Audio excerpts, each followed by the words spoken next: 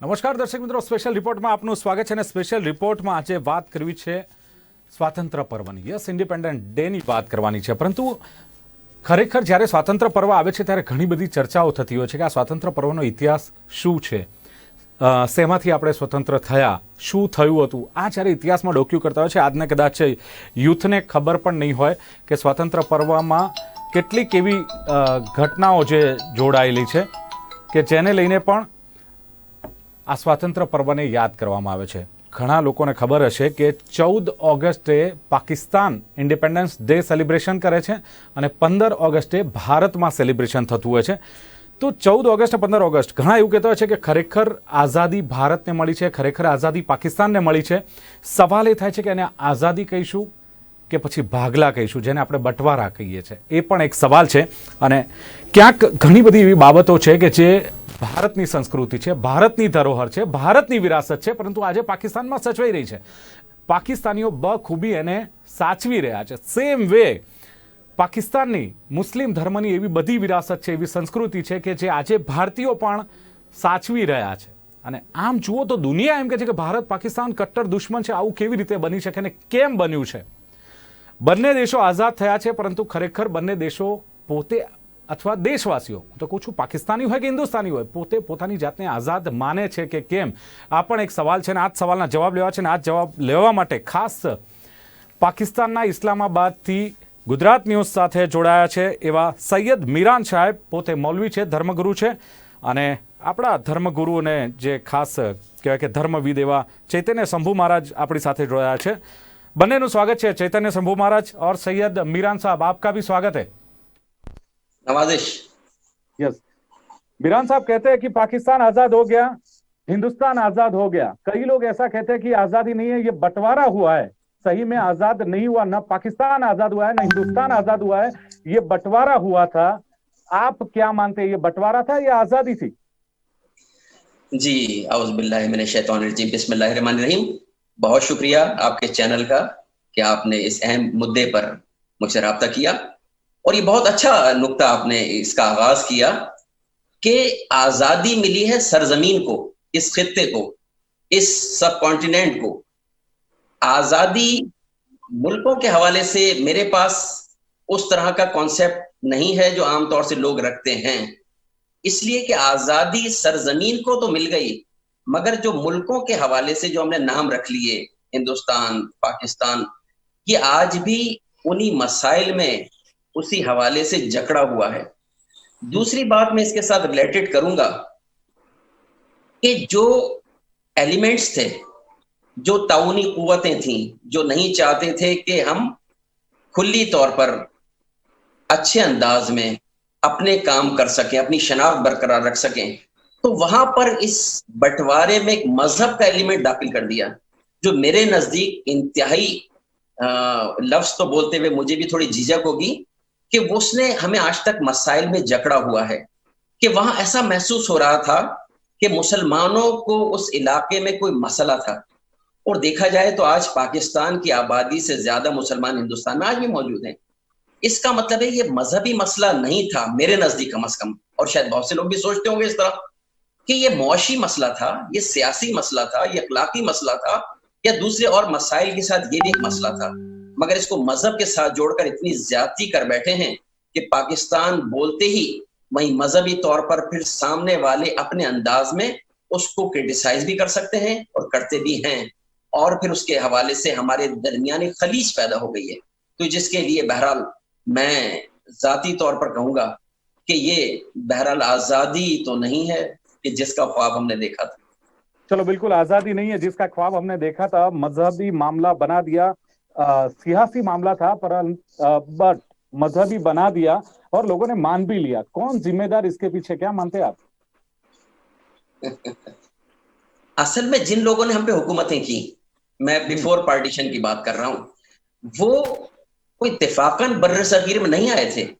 वो बड़ी pre planned, बहुत ज्यादा इन चीजों के हवाले से आपने देखा होगा, पढ़ के हिस्ट्री पढ़ी होगी कि वहां जब बर्र सगीर में ये लोग आए तो वहां इन्होंने यूरोप वालों से कहा कि एक बिजनेस के लिए हमें बड़ा फ्रेम मिल गया, एक बड़ी जगह मिल गई. आपको यकीनन इस बात का भी इल्म होगा कि जब रेलवे शुरू हुई हिंदुस्तान में तो वहां बाकायदा यूरोपियन लोगों ने उसमें सरमायाकारी की, उनके शेयर बिके बाकायदा। तो उन लोगों ने बहरहाल हमें शायद आजादी के नाम पर लॉलीपॉप तो दे दिया, मगर हमारे दरमियान, जैसा मैं फिर वही बात रिपीट करूंगा कि मजहबी मामला या जबान का मामला या कल्चर का मामला इस तरह बो गए हैं कि जिससे निकलना मैं नहीं समझता इतना आसान होगा।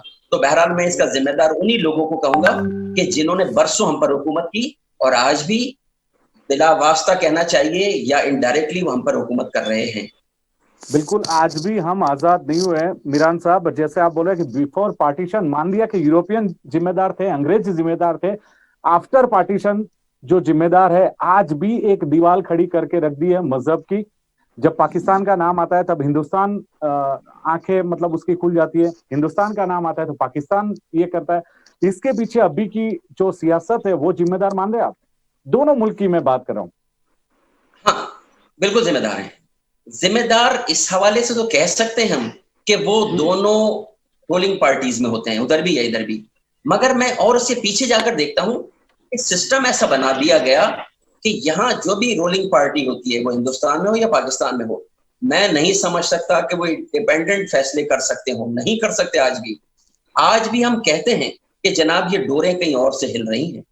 हमको एक दूसरे के मुकाबले में खड़ा करके इस तरह का तासुर दिया गया कि सामने वाला, अगर वो डुएल वाला मामला है कि अगर आपने पहल नहीं की तो सामने वाला पर अटैक कर देगा। ये इसलिए मैं फिर कहूंगा कि आजाद ना हम हैं ना हमारे हुक्मरान हैं। બિલકુલ ચૈતન્ય શંભુ મહારાજ, સવાલ એ થાય છે કે હિન્દુસ્તાન આઝાદ થઈ ગયું, પાકિસ્તાન આઝાદ થઈ ગયું અને 14મી ઓગસ્ટ જ્યારે પાકિસ્તાન જે ઇન્ડિપેન્ડન્સ ડે સેલિબ્રેશન કરે છે, 15મી ઓગસ્ટ ભારતીયો સેલિબ્રેશન કરતા હોય છે, પરંતુ ભારત કે હિન્દુસ્તાન આઝાદ નથી થયું એવું કહેવા વાળા છે કે આ એક ભાગલા હતા, આઝાદી નહોતી। હજુ પણ આપણે જે કહેવાય ને કે ગુલામોની જંજીરોથી જકડાયેલા છે, ગુલામી અલગ છે, વિધાઉટ અંગ્રેજો ક્યાં ગુલામી અલગ છે, લાગે છે આપનું શું કેવું છે આને? દિલીપભાઈ, આપની વાત બહુ સાચી છે કે 14મી ઓગસ્ટના દિવસે તો હિન્દુસ્તાન આઝાદ થયેલું, પરંતુ અંગ્રેજોની એક કૂટનીતિ હંમેશા રહેલી છે કે ડિવાઇડ એન્ડ રૂલ્સ।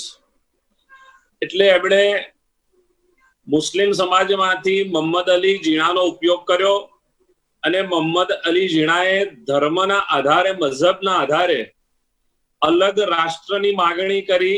ચૈતન્ય શંભુ મહારાજ, આપનો અવાજ નથી પહોંચતો, નેટમાં કઈ યસ, અલગ રાષ્ટ્રની જે એમની માગણી થઈ અને એના કારણે હા જી જી બોલો, એના કારણે હિન્દુસ્તાનના બે ભાગલા થયા, એક પાકિસ્તાન અને બીજું ભારત, જેને આપણે આજે હિન્દુસ્તાન નથી કહેતા પણ ભારત તરીકે ઓળખીએ છીએ, ઇન્ડિયા તરીકે ઓળખીએ છીએ। એટલે મોહમ્મદ અલી ઝીણા, હા હેલો હેલો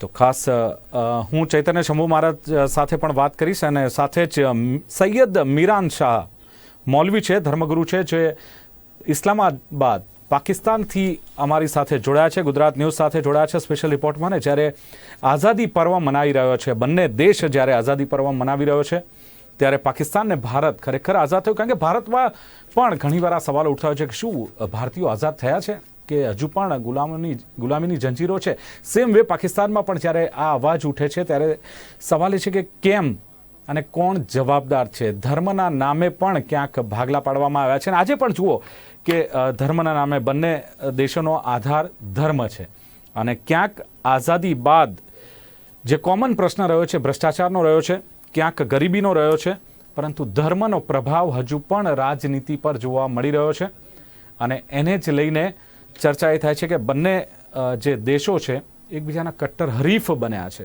દુશ્મન બન્યા છે। આખી દુનિયા જોવે છે કે ભારત પાકિસ્તાન કટ્ટર દુશ્મન છે। કેમ? શું આ ફાસલો મટી ન શકે? શું આ દૂરી દૂર ન થઈ શકે? આ પણ એક સવાલ છે ને। જ્યારે સ્વાતંત્ર્ય પર્વ બંને દેશ આગળ પાછળ જ્યારે સેલિબ્રેશન કરી રહ્યા છે તો બંને માટે કોમન સવાલો પણ ઉઠતા હોય છે અને ઉઠી જ રહ્યા છે।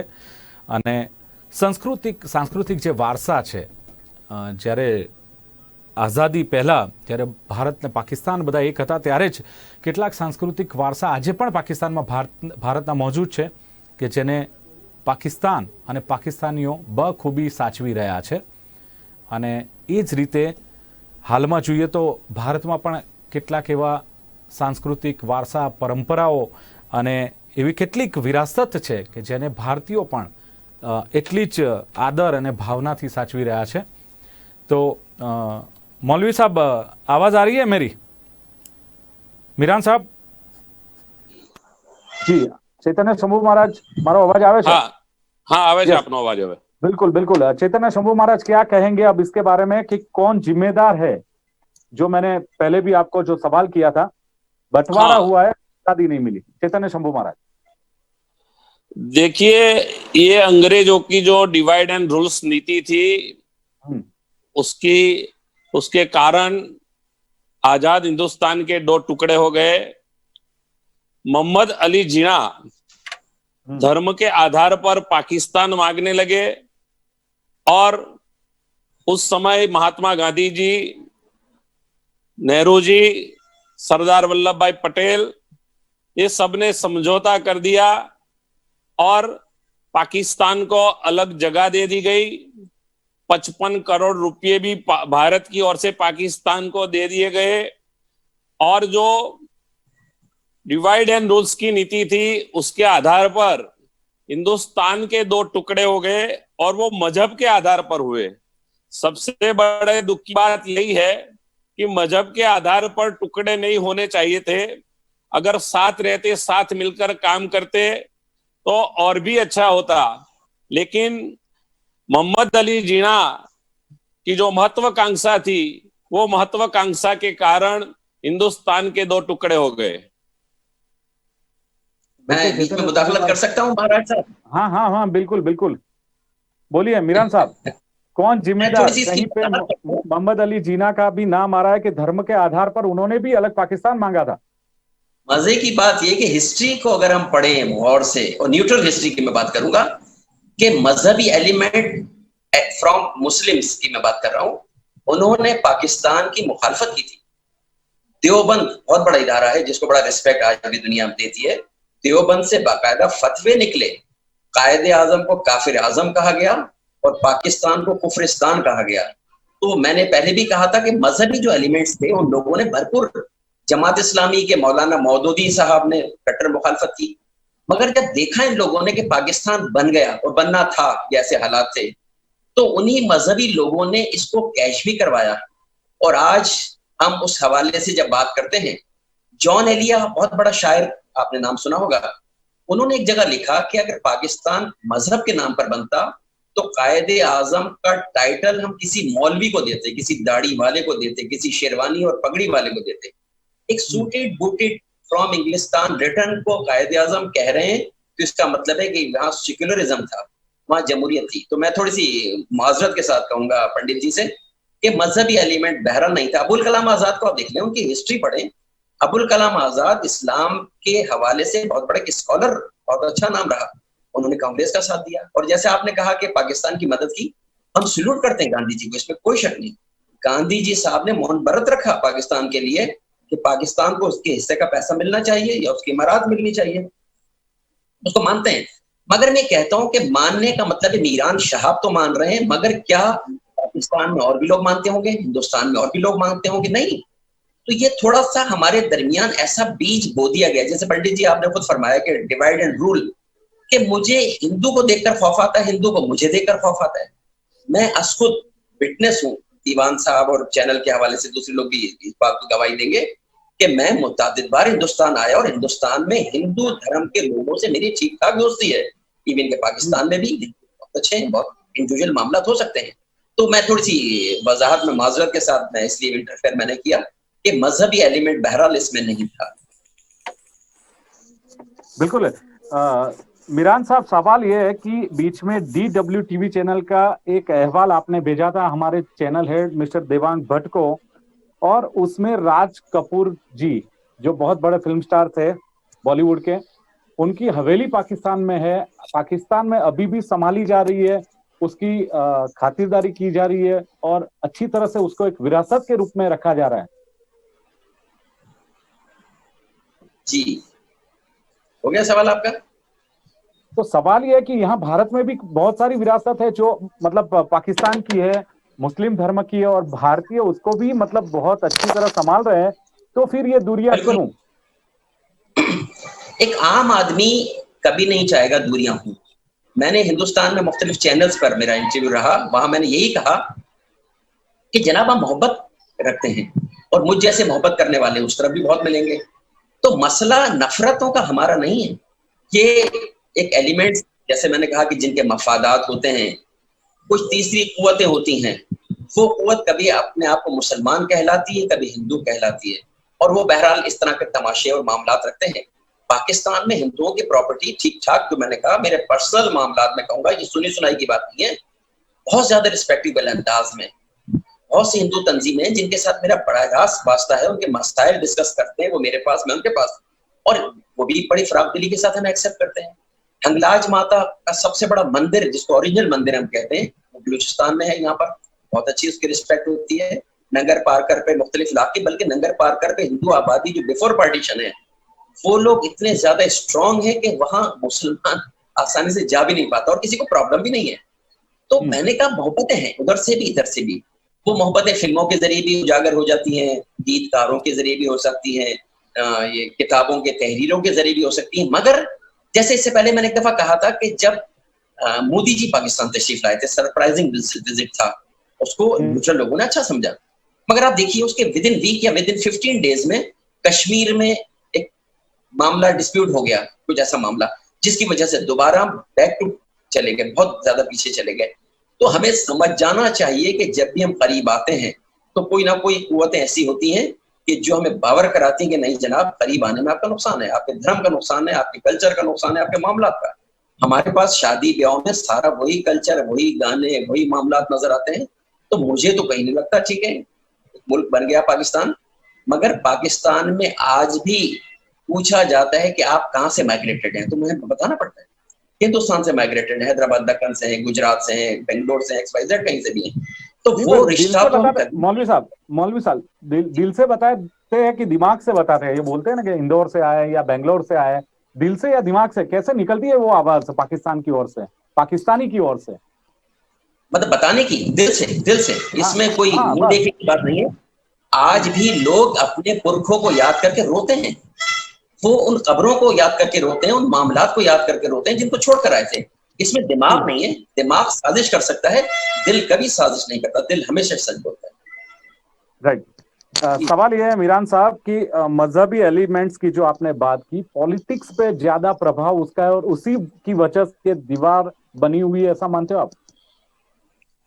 हाँ, बना दी गई है। अब मजबूर, हमारी मजबूरी कह लें कि हमको इस दीवार को मानना पड़ रहा है। हम कब उससे तक मजबूर रहेंगे? आप जैसे हैं, हमारे ये चैतन्य शंभू महाराज जैसे लोग हैं, ऐसे हजारों लोग हैं पाकिस्तान में, भारत में भी हैं, तो कब तक हम इस दीवारों में कैद रहेंगे?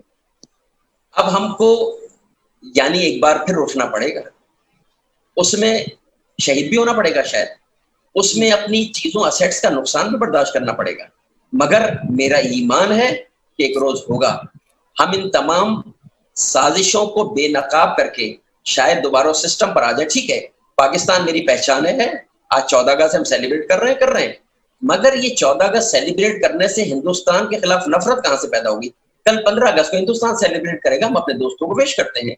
तो मेरी पहचान अगर पाकिस्तान है तो मैं नहीं समझता कि पहचान खत्म होनी चाहिए, मगर पाकिस्तान और हिंदुस्तान मोहब्बतों के हवाले से एक ज्वाइंट वेंचर के तौर पर दुनिया के सामने मिसाल पेश करें और पूरी दुनिया में एक बहुत बड़ी कुव्वत के तौर पर अपने आप को पेश करें।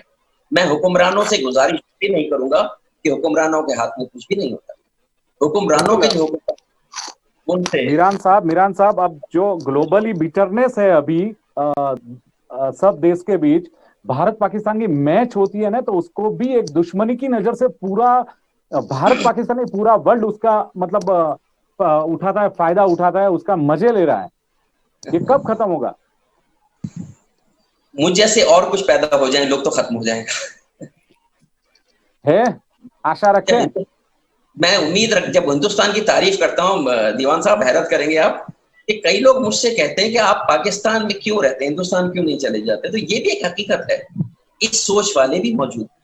कितने आपने लोग, कितने गिने चुने, कितने लोग? इन्हें चुने हैं, मगर बहरहाल वो, क्योंकि अब मीडिया का दौर है, वो एक भी शख्स है, वो 1000 लोगों को अफेक्ट करता है अपने मैसेजेस के जरिए, अपने वॉइस मैसेज या अपने वीडियो क्लिप के जरिए या किसी और हवाले से, वो ये तासुर देता है।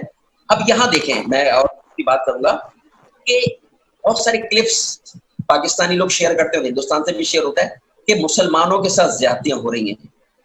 अच्छा, इसको लोग मान लेते हैं और फिर उसको शेयर करते हैं। मगर मैं ये कहता हूं कि क्लिप भेजने वाला कौन है? जो मुसलमान है ना, जिसने भेजी है, किसी हिंदू के क्लिप भी तो मंगवा के देखिए, मुमकिन है उनको भी प्रॉब्लम हो। तो प्रॉब्लम तो किसी को भी हो सकता है। तो इसीलिए मैं कहता हूं कि मजहब मेरी पहचान है, अल्हम्दुलिल्लाह मैं मुसलमान हूं, मुझे इस बात पे प्राउड है।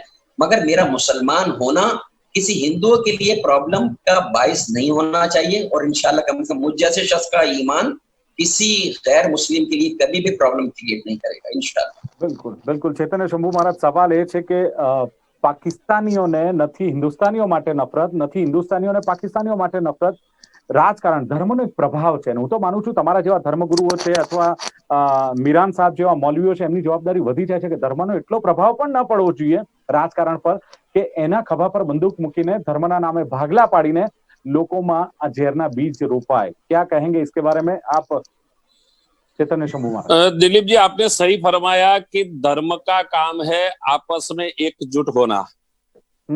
धर्म कभी एक दूसरे को अलग नहीं करता है। उन्होंने पहले बात बताई कि जब डिवाइड हुआ हिंदुस्तान पाकिस्तान, तो मजहबी जो लोग थे वो नहीं चाहते थे, ऐसा मैं समझा उनकी भाषा से। लेकिन सियासत उन पर भारी पड़ी, मजहबी लोगों पर, मजहबी लोगों पर सियासत भारी पड़ी।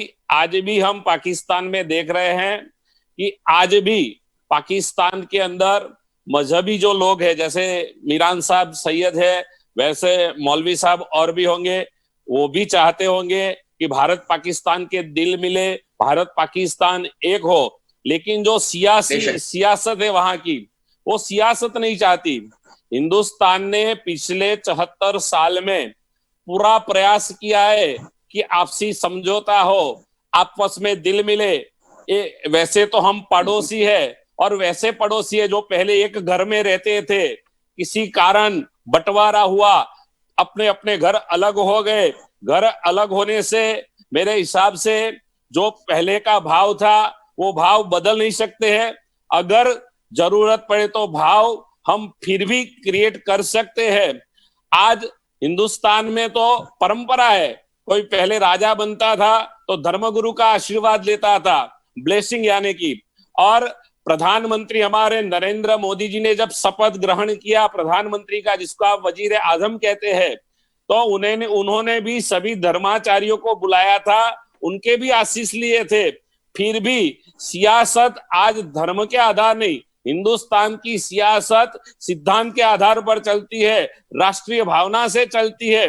मैं मीरान साहब से कहना चाहता हूं कि आपसे बात करके, आपसे मिलकर के एक उम्मीद की चिंगारी अभी भी कायम है कि चलो आप जैसे लोग भी वहां बैठे हैं जो ऐसा सोचते हैं। लेकिन 74 साल में हमने क्या देखा? यहाँ कितने मुसलमान थे, आज कितने मुसलमान हैं? पाकिस्तान में कितने हिंदू थे, आज वहां कितने हिंदू है? तो जो सियासी चाल चल रहे हैं लोग, वो अपनी कुर्सी के लिए कर रहे हैं। इसमें न मुस्लिमों का भला हो रहा है, न वहां के हिंदुओं का भला हो रहा है। तो ये जो बात है, और दिलीप जी ने जैसे बताया कि क्रिकेट तो एक खेल है, 11 लोग इस तरफ से खेलते हैं, 11 लोग उस तरफ से खेलते हैं। मैदान में लड़ाई चलती है, मैदान में लड़ाई के बाद, हार जीत के बाद, दोनों प्लेयर आपस में जुल मिलकर रहते हैं, हाथ मिलाते हैं। लेकिन जो बाहर का माहौल है वो उससे भी बहुत दुनिया मजा लेती है। माहौल है। यस, बिल्कुल, बहुत कट्टरता का माहौल है। मीरान साहब हमारे, हाँ चैतन्य शंभू महाराज, समझनी मर्यादा है। मीरान साहब, हमारे संस्कृत में एक सेंटेंस है कि वसुधैव कुटुंबकम। पूरा भारत मानता है कि पूरा वर्ल्ड है, एक फैमिली है, और पाकिस्तान में भी ये ख्याल जाए, पाकिस्तान भी ये माने दुनिया की हमें जरूरत नहीं है। अगर भारत पाकिस्तान एक होता है तो दुनिया की, अगर मतलब दूसरे देशों की जरूरत नहीं है, ये दीवार बीच में से हटनी चाहिए। भारत पाकिस्तान के बीच इतनी कट्टरता, आप जैसे लोग पाकिस्तान में है, चैतन्य शंभू महाराज जैसे लोग अगर भारत में है, तो ये कट्टरता क्यों? आने वाले समय में ये भी दूर करना हमारे लिए बहुत अहम बात होगी, तभी भारत और पाकिस्तान आजाद, सही माने में आजाद होगा, यही हम मानेंगे। बाकी हम आज भी गुलाम है और कल भी थे, और उम्मीद रखते हैं कि आने वाले कल में हम सही में आजाद हो जाए। मीरान साहब, आपको भी इंडिपेंडेंस डे की गुजरात न्यूज की ओर से बहुत बहुत शुभकामनाएं। चैतन्य शंभू महाराज, आपको भी बहुत बहुत शुभकामनाएं इंडिपेंडेंस डे की। जी शॉर्ट में मेरे पास समय नहीं, प्लीज बोलिए मीरान साहब। हाँ बोलिए। कि उनका जो काम है वो अहले सियासत जाने है, मेरा पैगाम मोहब्बत है, जहां तक पहुंचे। वेरी गुड, बहुत बढ़िया। चलो आशा रखते हैं, उम्मीद रखते हैं कि दोनों देश के सभी लोगों के दिलों में ये मोहब्बत पहुंचेगी। थैंक यू वेरी मच, आप दोनों हमारे साथ जुड़े, थैंक यू वेरी मच। તો દર્શક મિત્રો, સ્પેશિયલ રિપોર્ટમાં આ ચર્ચા હતી 14 ઓગસ્ટ અને 15 ઓગસ્ટ, જે પાકિસ્તાન સેલિબ્રેશન કરે છે, ઇન્ડિયા સેલિબ્રેશન કરે છે, અને બંને અલગ અલગ થાય છે, બંને આઝાદ થયા છે, પરંતુ એની પાછળ ક્યાંક ગુલામી છુપાયેલી છે, એની પર ડોકીઓ કરવાની જરૂર છે, અને એ ગુલામીમાંથી આઝાદ થઈએ ત્યારે જ એમ કહેવાય કે ખરેખર આપણે આઝાદ થયા। જય હિન્દ, નમસ્કાર।